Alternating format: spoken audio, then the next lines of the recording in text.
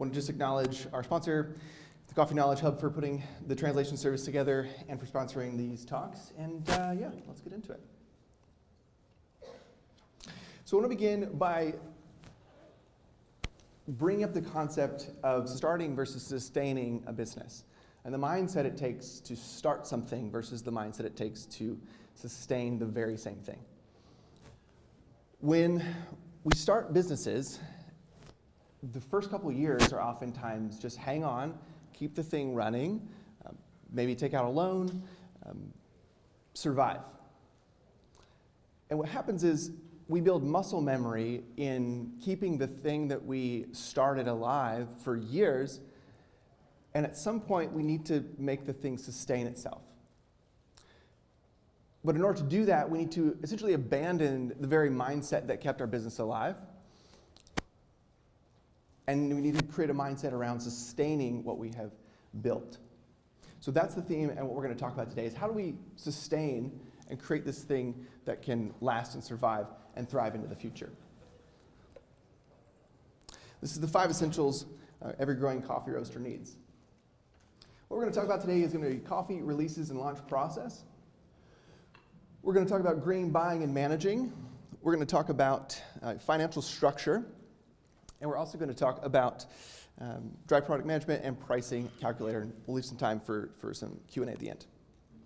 So just up front, who am I? My name is Luke Waite. I own 2 businesses. The first one is going to be the Levco. We're a design firm. We primarily work with folks in green coffee, helping them with strategy, packaging, design, and branding.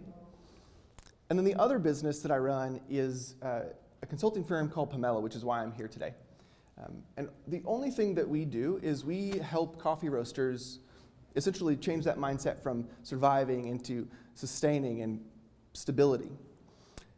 And we only help folks with operations. I don't teach anybody how to roast coffee. I don't teach anybody how to brew coffee. There's entirely too much free information online for that. So I just want to help folks get to sustainability and continue in their business in a healthy way. So if you don't have a handout, there's some handouts in the back here, and maybe somebody one of the volunteers can maybe pass those out. Just raise your hand, and we can get you a handout. But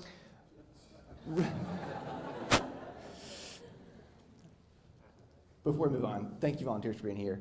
Appreciate the work they're doing. So what I want to talk about here is a way of thinking. And the way of thinking is iterative process optimization. It's a fancy way of saying build a process, follow that same process, review it, improve it, and repeat steps 2 through 4 in perpetuity. And in order to build a business that it sustains itself and runs in a healthy way, we have to utilize this thinking in our business. So right up front, we're going to talk about coffee releases and launch process. Somewhere along the way, during my 8+ years in working with coffee roasters, I realized that coffee roasters are actually product companies. And when I first got into coffee, I thought that coffee roasters were actually service companies because we're a part of the service industry. We serve, restaurants and hospitality groups and hotels, and that's who we're serving in our business. And so it's easy for us to think that we are actually a service company, but we're not. We're a product-based company. And what I'm talking about here is if you have, let's say, 4 seasonal blends and 4 year-round blends, and maybe you release, 6 coffees a year, single origins, we're talking about 10 product launches a year. That's almost 1 every single month. So coffee roasters need to be very good at releasing products. And product companies are good at launching products. So what does that mean? Product companies have a tangible inventory, whereas service-based companies have an intangible human-to-human service. Product companies produce product for the buyer to use or consume, whereas the service companies provide a service for the buyer to experience. And last but not least, product companies can make improvements to their product while they're selling, whereas service-based companies are making improvements only after the sale is complete. Meaning, let's imagine that you buy a coffee And green coffee lands in your roastery. As it's aging, you're probably making slight tweaks to that roast profile. You're making improvements while you're selling the product. Whereas if somebody comes in and you want to have them enjoy a meal, let's say you're a restaurant, what's going to end up happening is you have a structure for how you're serving those folks. However, improving that necessitates that after the fact, you meet up and say, what could we have done better? How could we have greeted the guests better? How could we have, plated that better? How could we? So this is the difference here. So we need a process for this. And why do we need a process for launching products? Well, without a process for how you launch your products, it's going to be full of friction. It's going to be more time consuming, cost you more money, won't be communicated well, and truthfully, it's not going to represent you or the coffee producer that you purchased that coffee from well. So here are the 7 elements of a good product launch. Number 1, it has a meaningful purpose. Now, what does that mean? It could be something as simple as furthering your mission, improving the life of your buyers, to connect with your community. But just releasing a coffee or launching a coffee just because, well, we're out of coffee, we need to replace what just went out with a different coffee, it's not good enough. We need to have a purpose for why we're selling this particular coffee. Why would your buyers want to buy this coffee? What is the purpose of this coffee in your lineup? Next, it needs to be designed for impact, meaning what action are you wanting the buyer to take? Do you want them to learn something? Do you want them to become aware of a social project? Do you want them to sign up for a subscription service? What impact are you trying to make through this product launch? Number 3, uses rhythmic process. So the easiest way to describe this is I'm going to stomp on the floor, and I want y'all to stomp along with me, okay?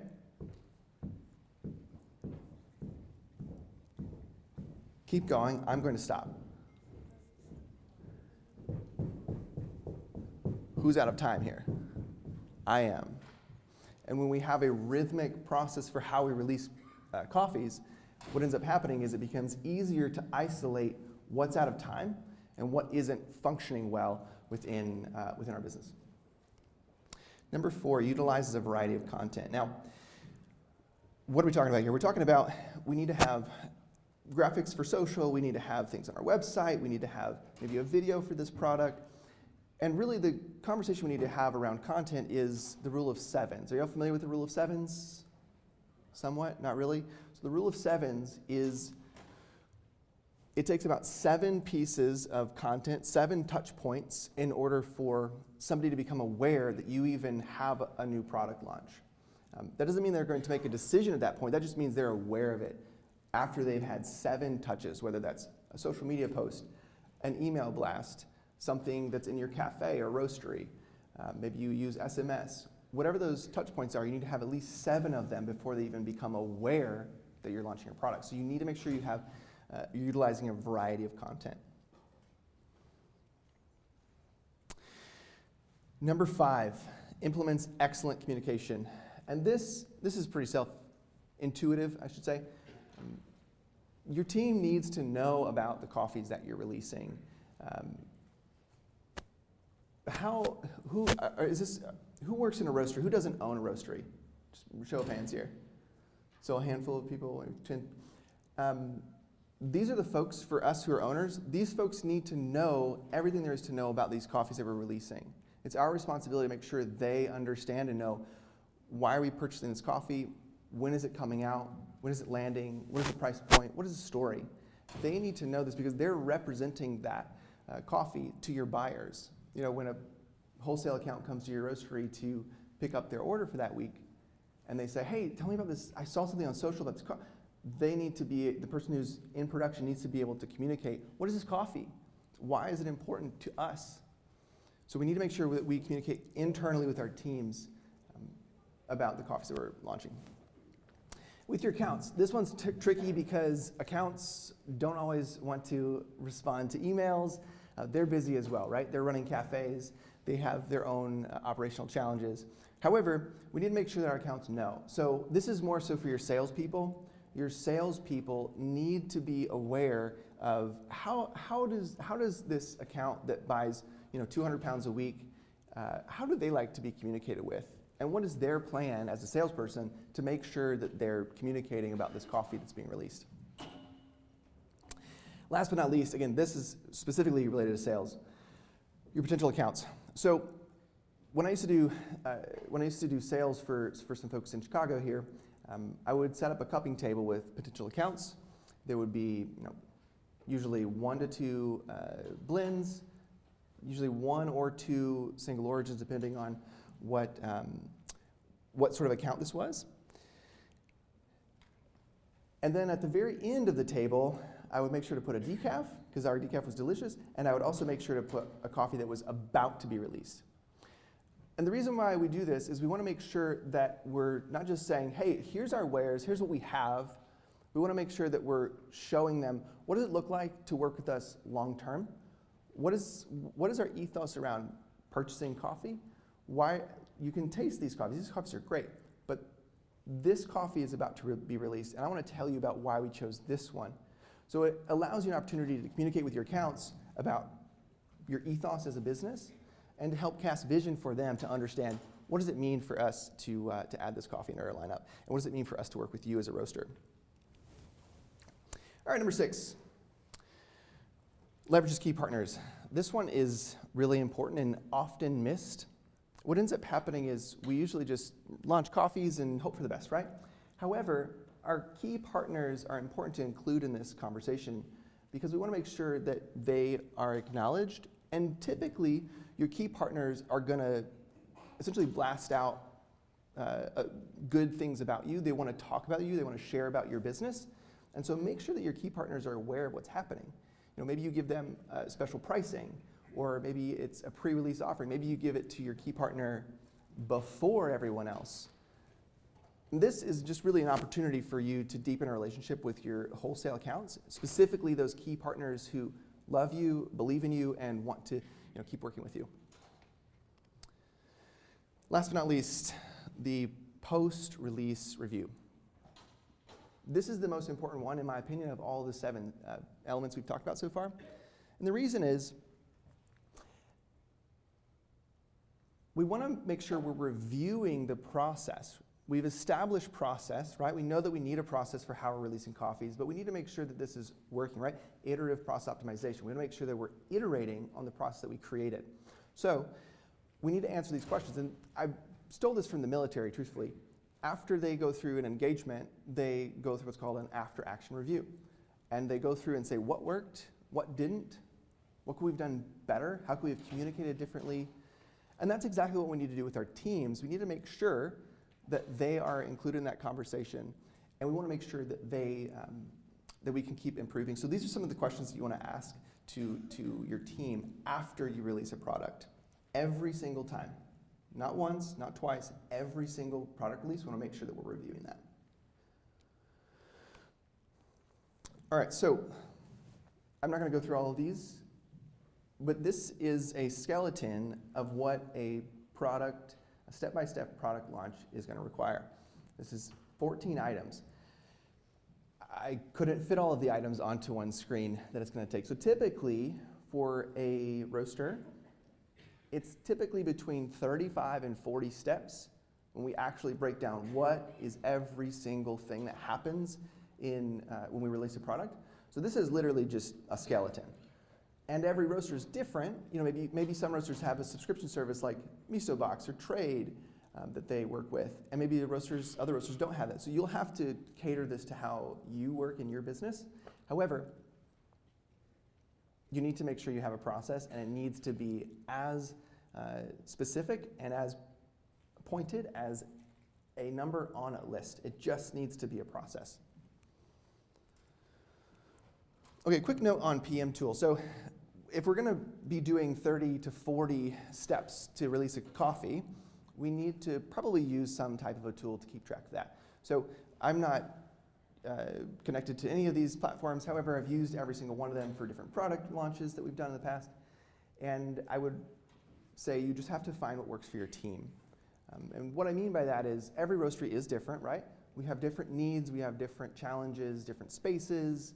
So we need to determine what is the needs of our team and try to find a project management tool that aligns with that.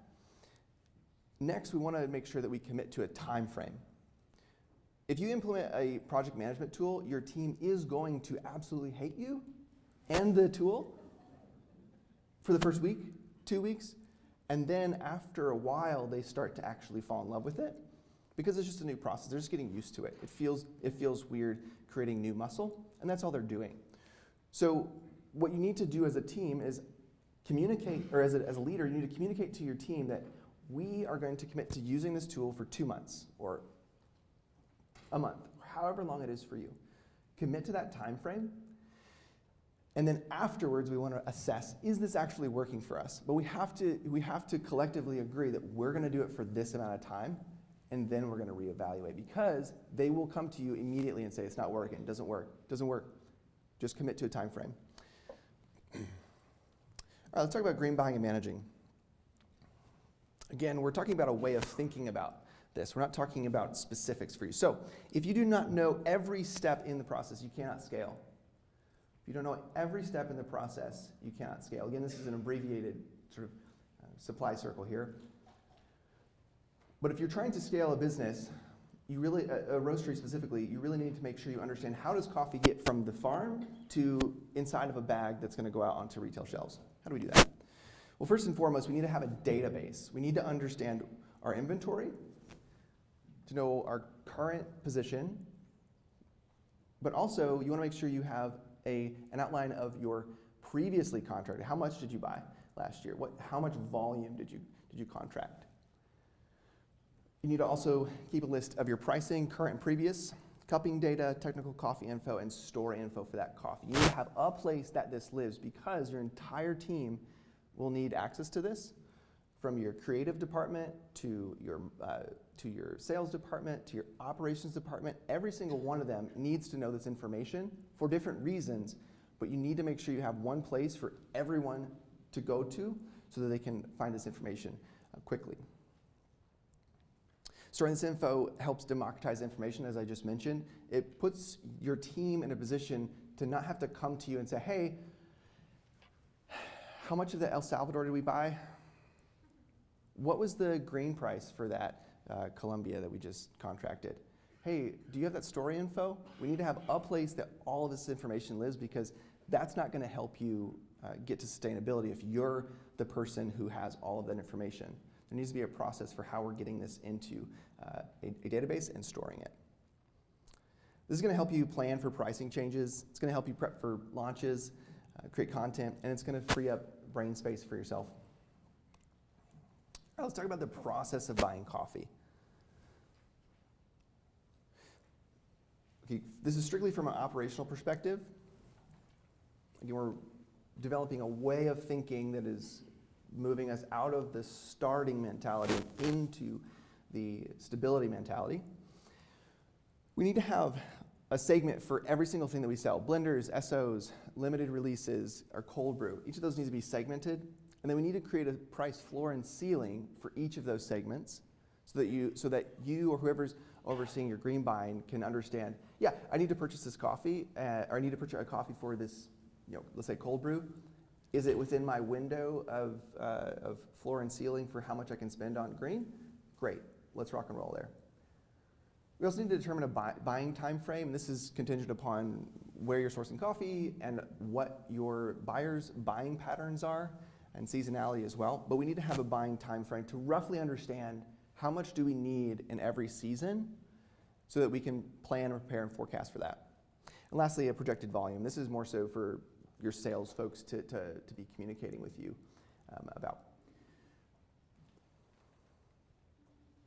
All right, when we talk about green managing in the macro, we want to think about, is our usage pacing with our forecast, right? So we have to have a place to know how much coffee we have.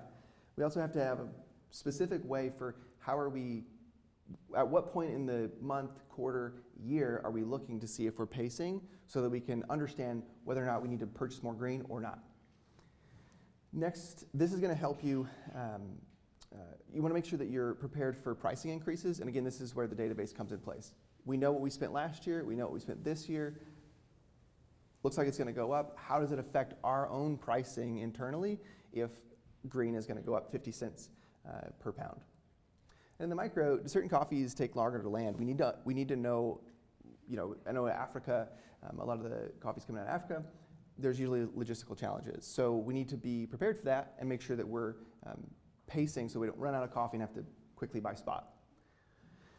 Lastly, what accounts are being added soon? This is, again, for your salesperson too. When I was working as a salesperson, we had a large account that was purchasing cold brew from us. Decent amount of cold brew, wasn't anything crazy.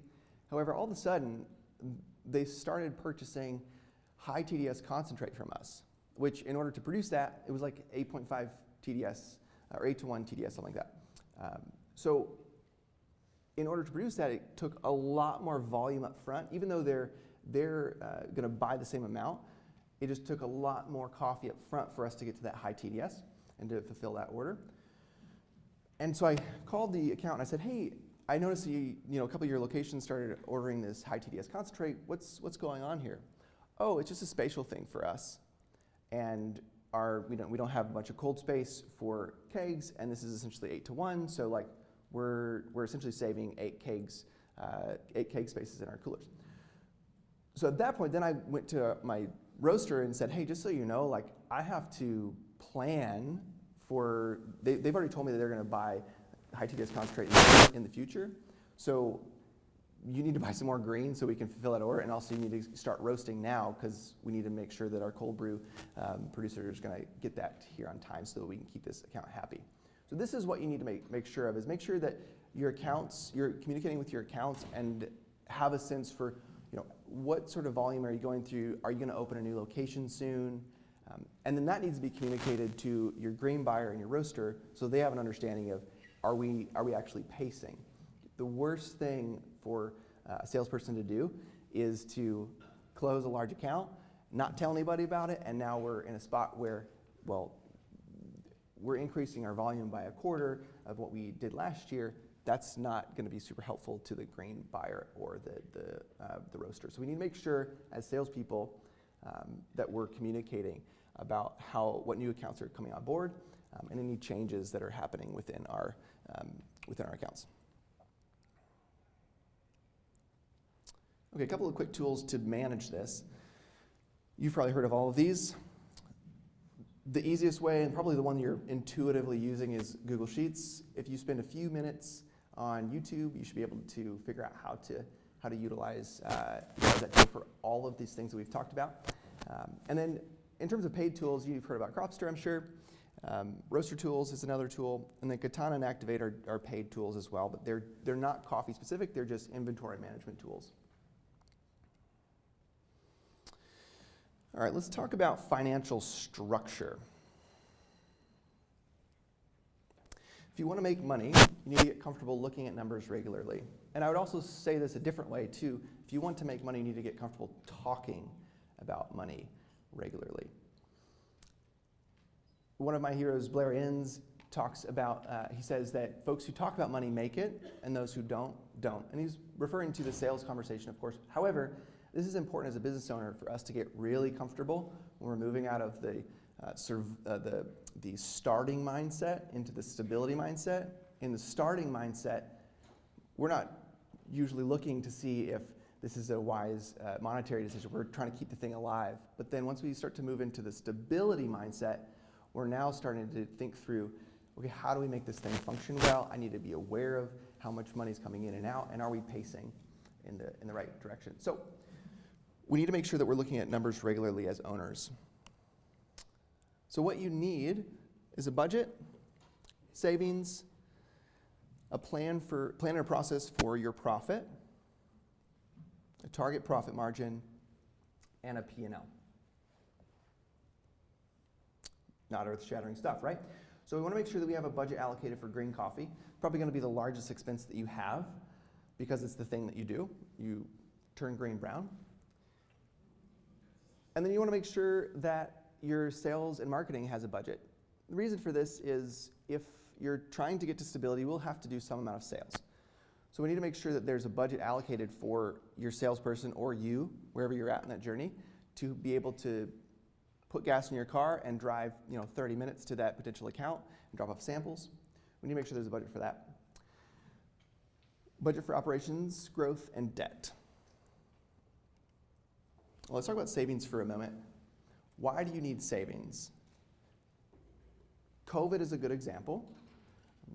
There was a lot of roasters that didn't have very much savings at the time and ended up in a really scary spot. Some of them closed. I know I was working for a roaster during COVID, and it was scary. It was very, very scary during that season because we didn't have very much in savings. In fact, we had just a couple $1,000s, which is fine when everything's going well, right? Money in, money out, hand to mouth. However, we need to make sure that we're prepared for those types of situations. We need to make sure that we are putting ourselves in a position where we're able to protect ourselves in case of an emergency or in case of another pandemic or something catastrophic. So how much do we need? Well, I'm not a financial advisor by any means. However, most business advisors will say 9 to 12 months is a good spot. And usually when I say that, the oxygen leaves the room in roasting talks. However, I don't know how realistic that is early on for roasters to get to. However, I think that you should be at 3 to 6 minimum. Where do you keep it? Keep it in the same place that you keep all of your other operating expense or your operating budget. Where do you keep it? You keep it on the mattress? You keep it in a separate account that you have to think about to go get into there, right? Because we want to make sure that we're saving money, but we want to make sure that when we're about to take money out of there, it needs to be a thought for us. We need to think, do I actually want to do this right now? Is this actually an emergency? So we want to make sure that your savings is in a separate account, that you have to sort of log into something else to be able to get that money. Let's talk about your plan and process for profit, right? We want to make sure that we're profitable. And once we hit that 3 to 6 plus month of savings, where do we put our money now, right? Where do we put our money? Usually what I have seen what happens, is if you don't have a plan for where you're going to put that money, it goes away. It just goes away. We need new packaging, or we need a new website, or we should hire this person, or it's gone. So once we hit our savings goal, we need to make sure that we have a near, mid, and long-term plan. I was just speaking with a roaster yesterday about this, and he was saying we're like profitable right now. Things are going well. I don't know what to do with this money. We've never thought about this. And I said, you need to have a near, mid, and long-term goal, because do you want to buy a building? Do you need a band sealer? Do you want to buy a nitro flush?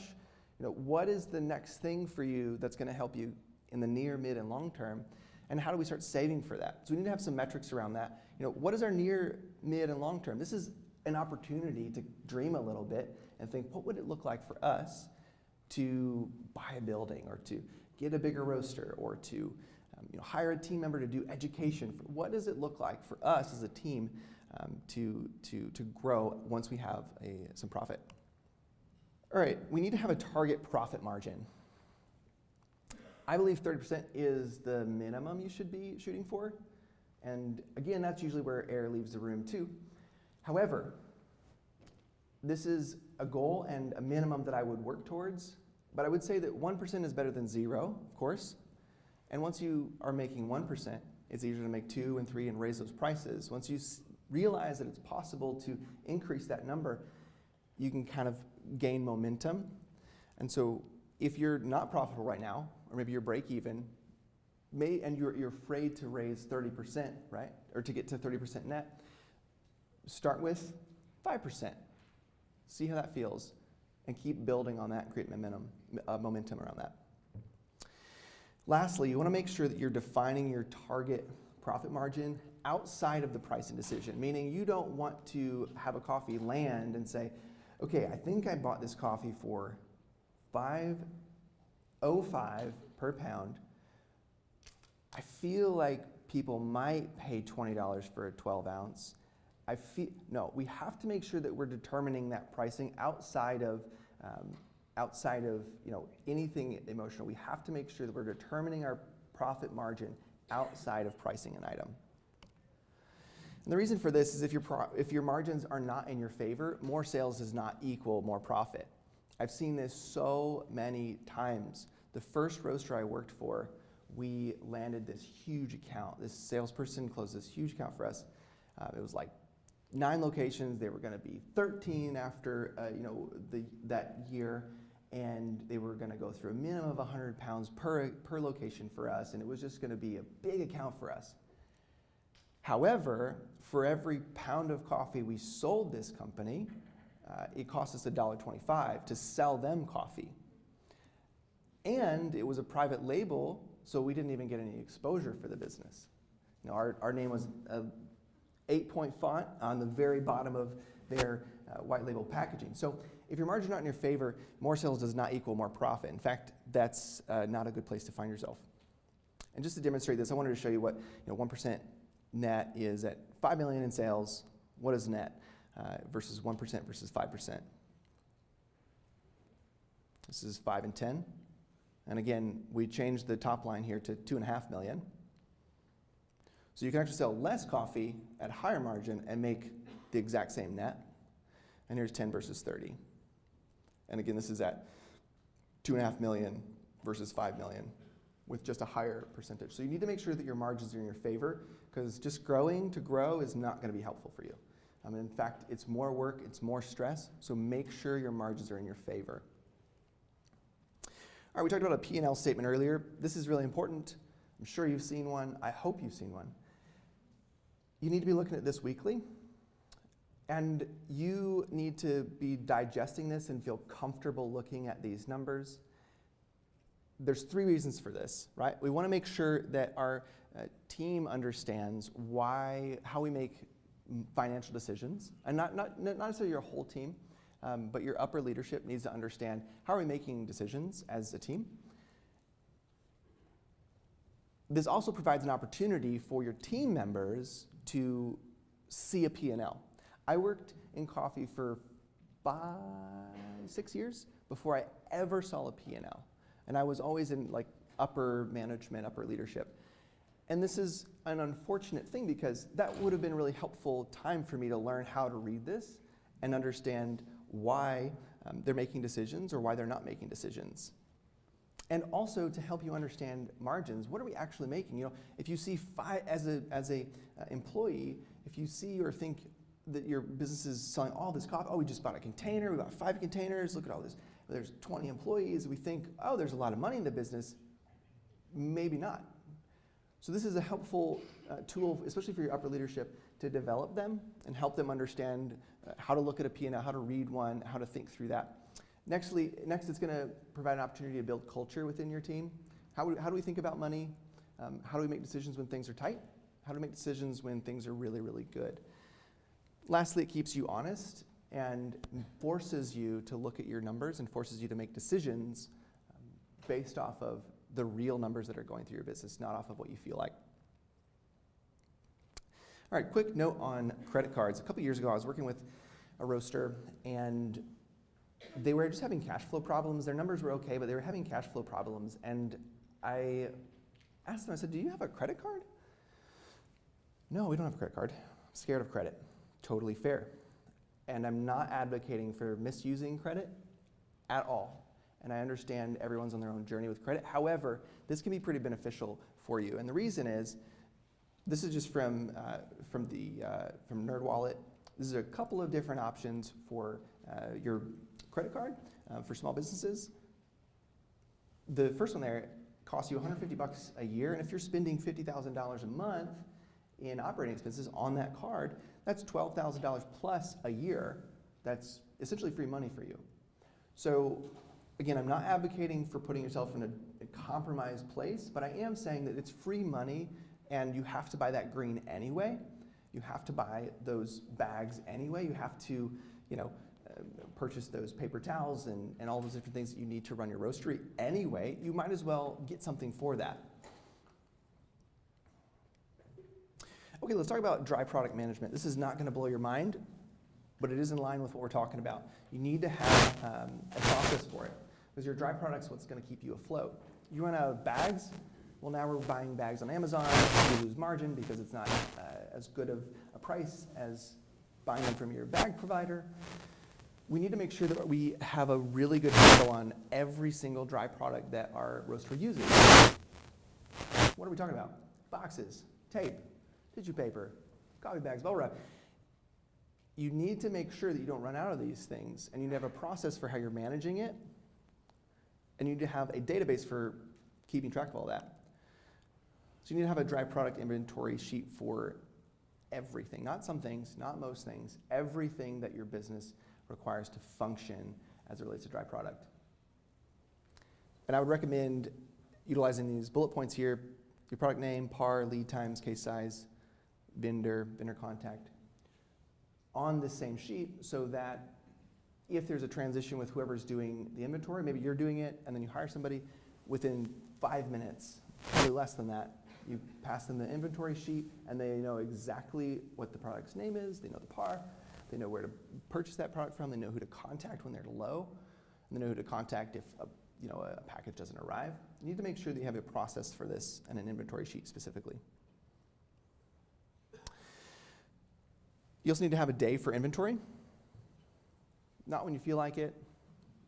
You need to have a day every single week that you're doing inventory, and the same thing for your ordering sheet as well, or for your ordering day. You need to have a communication process internally, and there's two things here. First of all, we need to have a communication process for, let's imagine you have 10 people on the floor, on your production floor, and on the production floor they run out of, let's say, packing tape, and they go back into the back room.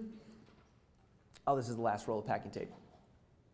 What's going to happen when they pull that last roll of packing tape out of the back room?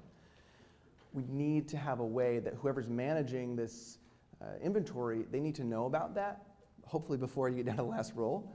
However, there needs to be a communication process for that. Whether you have a Slack channel, or you have an email, or you comment and tag somebody inside of your product sheet on your Google sheet, there needs to be communication. There needs to be a standard within your team so that you're able to not have to run around to Office Max and grab more tape. And you need to have a receiving process too. Big thing here is when products come into your roastery, what happens? Do they sit on the floor right by the front door, or do they get put away? Do they get organized? We need to internally have a standard for our team that when we receive any product, anyone, all the way up and down the org chart, if you're receiving the product, that needs to make it to its own home so that you don't misread your inventory, and so that you're able to keep a good, honest track of how much you're moving through that product.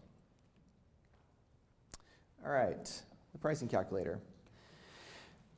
This is probably something that most surprises me about the coffee industry. There's a lot of roasters that don't have this, and the reason why you need to have this is because it removes the emotion out of the pricing decision to ensure profit.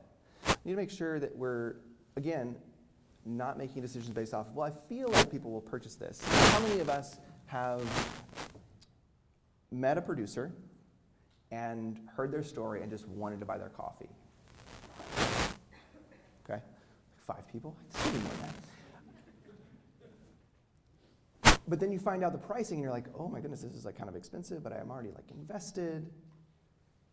We need to make sure that we have a pricing calculator so this decision doesn't become emotional, it becomes strictly numbers. And I'm not advocating for paying cheap coffee. I'm also not advocating for taking advantage of producers and saying, oh, you gotta come down. That's not what I'm saying. What I'm saying is we have the rubric for how we purchase green, and now we put that into our pricing calculator, and now we have freedom to make those decisions on purchasing green. Okay, what does your calculator do? 5 things. It needs to calculate your expenses, calculate your COGS, calculate your units sold, your desired margin, and produce a profitable price. Pretty simple. Okay, so this is a couple screenshots of our pricing calculator. It looks kind of scary.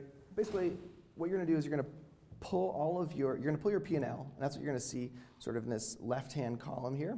This is your P&L. And then what you end up doing on the far right here, you're going to create a sell for your total pounds sold. And then you're going to break that down by unit size. So whatever those units are, I'm going to break that down by unit size.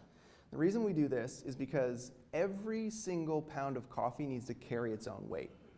What I'm talking about here is we need to make sure that we're not just hoping that we're going to cover our costs. We need to make sure that our pricing is actually connected to our expenses. And I can tell what you're thinking, but our P&L changes all the time. Yes, you're going to have to do some legwork, and this is something that you're going to have to keep updated. I would recommend at least monthly, if not at a minimum quarterly. However, this is, I believe, the easiest way to ensure that you're going to make a profit, because it's directly tied to your P&L, and it's not tied to, well, Intelligentsia prices their coffee at this, and the local roaster around the corner prices it at this. I think I can sell it at this. We need to make sure that it's tied to our P&L so that we're able to make a profit and ensure that. This is the bottom of the sheet here. What it's essentially going to do is it's going to pump down a per pound cost and then a per unit cost here. And then on the next sheet, what we're going to do is we're going to have a spot to insert our green price here. But you can see here that we have our, there we go. Here we have this number you see next to operating expenses is directly tied to these cells over here. There's no 8 ounce, so that's tied to the 12 here. However, this price $5.57 is tied to this price here for your 12 ounce. That's your operating cost. And then what we have below here is we have our sort of fixed costs. However, I like to itemize the bag labels on this page here because oftentimes that fluctuates. And maybe you have a provider right now or that changes in the future. I like to have it here so that if you do, especially we're growing, right? We're getting to stability. Want to make sure that we have a quick handle on that. So that isn't included on the first page on your P&L. And then next, you're going to have your coffee price here. And again, this is connected to the amount you paid for green. And you're going to calculate 20% for shrinkage, which is high. However, I understand you're like, oh, like 17% is like a high side. However, we have to make sure that we're planning for the couple of beans that get spilled when we're filling the roasted. We have to plan for, a bag arriving slightly broken open because it got broken in shipping. So we need to make sure that we have another 3% for any additional shrinkage. And then we have a total cost for all of our expenses for each individual unit. And below here, we're going to price our we're going to have a margin calculator here that's going to put us at 30%, again, for a minimum wholesale price. And then we have a retail price that's automatically just going to pump that down there. So what ends up happening is you're going to input your P&L on the first page, and then on the second page, what's going to end up happening, you're going to put in the green that you want to purchase. So let's imagine you met a producer today, and they have this amazing coffee. You went to a great cupping, and you really want to buy their coffee, and they say, well, my coffee is going to be $4.70 per pound. Okay, we pump in $4.70 right here. As long as our P&L's up to date, we can have an accurate, live understanding of where we're at. And make sure that we're making money both in retail and wholesale. We don't have to think about it at all. It's automatic, and it's connected to your percentage that you decided outside of the pricing decision. All right, as I wrap up here, I want to share a true story. I worked for the last roaster I worked for. I implemented every single step that I shared with you today, all 5 of them, and these are sort of the results. So the time frame was about 7 months, and the challenge that I was given was to operate with less staff at sustained volume during COVID. So we had to furlough some folks, unfortunately, but we had to keep the same amount of volume, however, operate with less staff, and our goal was to increase profit, expand thoughtfully, and decrease waste. And just by implementing the 5 things that I mentioned today, we increased our net profit from 6 to 8% to 18% in 7 months. Our product launch times decreased 50%, when I arrived at this roaster, it took us roughly a minimum of 8 weeks to launch a coffee. 12 weeks was sort of a worst case scenario. However, one time we released a coffee in 2 weeks after implementing these 5 steps, and the average time after we implemented this was about 4 weeks. So we decreased it right in half. And we went from 0 in cash reserves to 3 months. Again, it's just by doing the 5 things I recommend. I'm not telling you to do this because I think it's a good idea. I've done it before, and I want to see you move from keeping the thing alive to making the thing sustainable. I also want to mention one thing before I close here. I don't think that growth is the only thing ever. I don't think infinite growth is really healthy for our industry, to be honest with you. However, I do think stability is, because if you're purchasing coffee from a producer and you've been buying coffee from them for 3 years, and then all of a sudden you realize, actually, I'm losing money, I have to close my doors. Where does that leave the producer?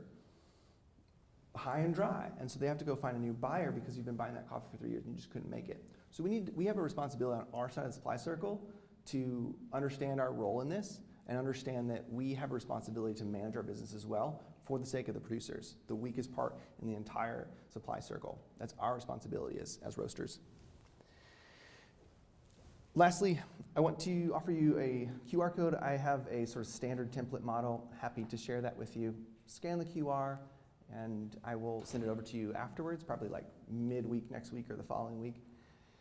And and then I'll probably follow up a couple times afterwards just to make sure that it works for y'all. And if you have any questions, happy to do that as well. So thank you so much for your time and attention. And I want to open the floor for questions, and I'll be around for a few minutes afterwards as well.